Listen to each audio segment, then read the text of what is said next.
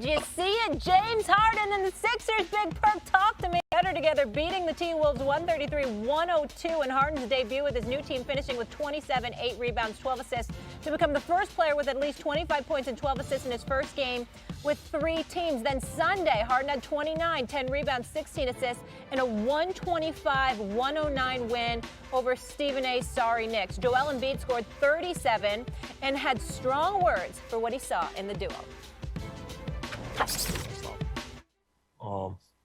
Man, what are you really gonna do? He's a great passer, and obviously I got someone that attracts a lot of attention to. So you got to make a decision. Do you stay on me or do you stay on them? I'm happy I don't have to post up every single possessions. So it's great. We're overly confident, with the group that we have. I'm looking forward to Wednesday, man. Tonight felt like we was in Philly, but the crowd gonna be turned in there, and I'm ready for it. Big Perk, I want to start with you. Do you agree with Embiid that the Sixers are unbeatable? Yes. And by the way, let me add this. I need to get on the meal plan that James Harden is on, okay? Right. Because in Brooklyn, he was fat and he was out of shape. Boy, don't look right now. I mean, I thought I seen some biceps and veins popping out. I need to call him and get Lean down real quick. I don't know if he's towels. or what. Okay, but ahead. listen, here's the thing. I said that they actually could have a possibility of being on the verge of being the next Kobe and Shaq. That was the wrong comparison.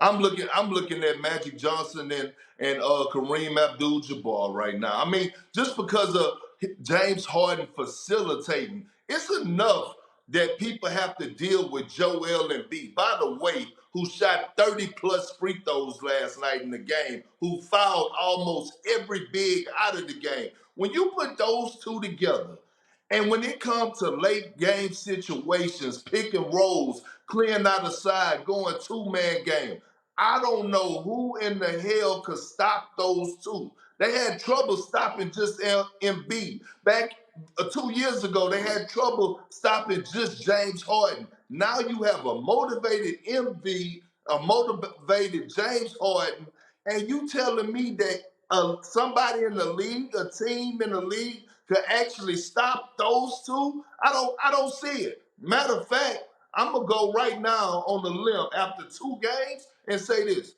I see the 76ers winning it all. The way that Tyrese Maxey is playing right now, the way that those two guys are playing, and they still haven't got a good version of Tobias Harris. I think he's going to come along. If those two could stay healthy, along with Tyrese Maxey, listen, the Philadelphia 76ers is bringing that trophy home this season. I don't know nobody in the NBA that stopped them two, period. All right, Perk. Okay, I hear you on the energy, but first of all, I'm glad that you brought it back from Kobe and Shaq, because what we're not going to do is act like James Harden is anywhere near the defender that Kobe was. And that is where I draw some issue with your enthusiasm over the Sixers. Is it delightful? Yes. Are we giddy about this team offensively? 100%. However, when we get ready to get to a series, because last night I watched two very good teams out in the West battle with one another. In particular, when they decided to go under screens, one team went on a run. When the other team went under screens, they went on a run as well. And so when we get into the playoffs, to me, the defensive part of this equation is going to be very, very important. Offensively, I get it. It's a thing of beauty. James Harden spaces the floor. Tobias Harris can knock down jumpers. Joel Embiid can work in the mid post area as well as the post. He can pop if he wants to. I get it. However, on the defensive side of the ball, I'm just concerned about the liability, because we know that this league is driven by pick and roll actions, and I just don't know what James Harden you're going to get when it comes to stopping some of the other firepower they will have to get through to win it all. I'm going to make this quick. And I don't even need a response from either one of you, because after this, I got to get into another matter. We have to discuss a baseball item with the nonsense that's going on with them. But I want to say this. Kendrick Perkins, doing a great job for the network. This man just went on national television and talked about how the Sixers are going to win it all, and we just going to ignore who they did, what they did against. That part. We just going to ignore that it was against the Knicks, huh? We just going to ignore that. You see, this is the kind It's hard to of win. and this is the kind of thing that bothers me about Kendrick Perkins, who, like Malika Andrews and Shanae Ogumake, you know, he could turn into a Benedict Arnold occasionally too, getting contaminated by Molly. See, he brings up the Knicks when I want to forget about them. All right, and then when I want to discuss them, he'll forget about them. You see what I'm saying? I don't want to talk about the Knicks right now, but you forced me to because of what you said. I have to remind you, Mitchell Robinson, Julius Randle, who looks depressed every time he has to walk into the Garden. Have you noticed? Most of the stuff that Julius Randle does is away from Madison Square Garden. When he steps into Madison Square Garden, it just seems to take on a different veneer, a different ambiance, a different mood. The brother looked depressed when he at the Garden. He looked depressed. I did think that Jericho Sims showed some promise. Okay. I like Jericho Sims. There you go. I like that. He's got promise, okay? I like some of these cats, but they ain't ready yet when you talk about Embiid and Harden. Come on. And so when we look at the Philadelphia 76ers, let me bring up another point that you didn't bring up, KP. We ain't seen the Nets on the court together yet. There's no Ben Simmons yet. There's no Kyrie with KD yet. Okay, KD is coming back. The mandate in New York City might be lifted. My God forbid that Kyrie Irving actually gets to play games at the Barclays Center. We haven't seen that yet. I understand the greatness of Embiid and Harden. I get that. And if they continue to play like that, Daryl Morey looks phenomenal. I got that. But damn, can we see them play against Minnesota, somebody other than Minnesota and New York, before we make such proclamations? My goodness. Is Minnesota? Last time I checked, Minnesota. They're a good team. They're a good team. Seventh in the West.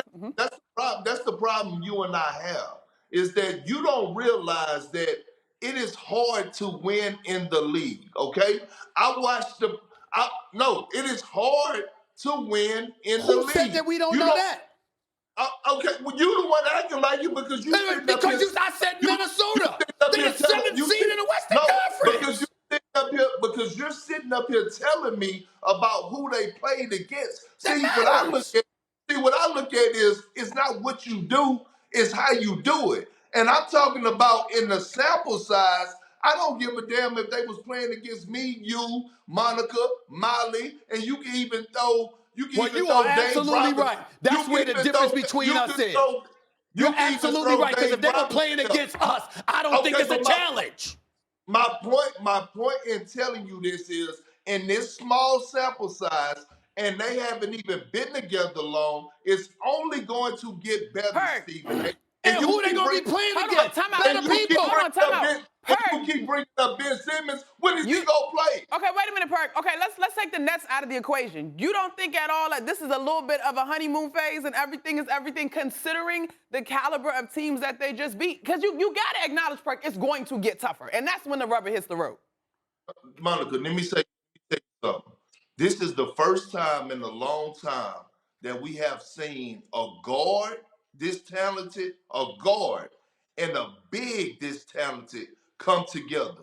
And the last time this happened, they won a championship. That was Kobe and Shaq. Like, listen, when you're able to get a skill center that's unstoppable and a guard at the perimeter that's unstoppable, and you can't stop them from getting to the free throw line, this is not just going to happen to Minnesota or New York.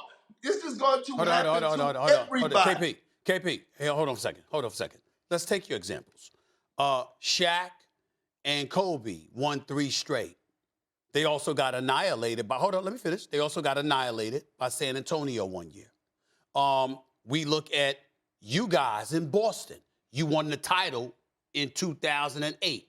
Although injuries had a lot to do with it, and I think you being hurt had a lot to do with it, you ultimately lost in 2010.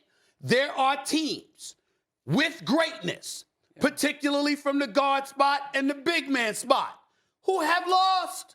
Magic and Kareem have lost. I mean, it happens. All I'm trying to say to you is this. You took a 2-game sample against one team in Minnesota who's very respectable, another team with the New York Knicks, who I got a lot of people there that I love, but I'm not even talking to them right now because I'm so damn disgusted with what I'm saying from them, okay?